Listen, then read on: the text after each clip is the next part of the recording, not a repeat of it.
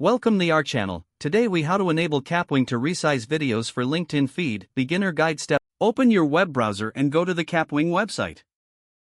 Once the page loads, click on Start Editing to access the Kapwing Studio. If you don't have an account, sign up or log in to your existing account. After you're in the studio, click on Upload to import your video file. You can drag and drop your video or select it from your device. Wait for the upload to complete. Once the video is uploaded, look for the resize option on the right toolbar. Click on Resize to open the resizing options. In the resize window, choose Custom to set specific dimensions. For LinkedIn feed videos, a 16:9 aspect ratio is ideal, but choose a size that fits your needs.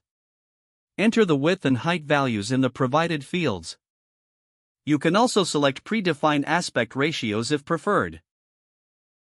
Adjust the video positioning if necessary by dragging the video within the frame. Check that everything looks good in the preview window. When you're satisfied with the new size, click on Export in the upper right corner. Wait for the video to process, which may take a few moments. Once processing is complete, click on Download to save the resized video to your computer. Your video is now ready to be uploaded to your LinkedIn feed. Follow these steps to efficiently resize videos for LinkedIn using Kapwing. You're all set to share engaging content with your network. If the page does not load, refresh the browser or try again in a private or incognito window. Make sure you are using the correct email address, then retype it carefully to avoid small typos.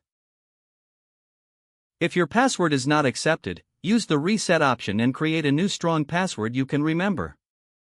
Check your spam folder for verification or security emails, then complete any requested confirmation steps.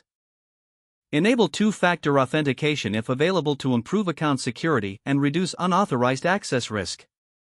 After signing in, review your profile details so your contact information and settings are accurate and current.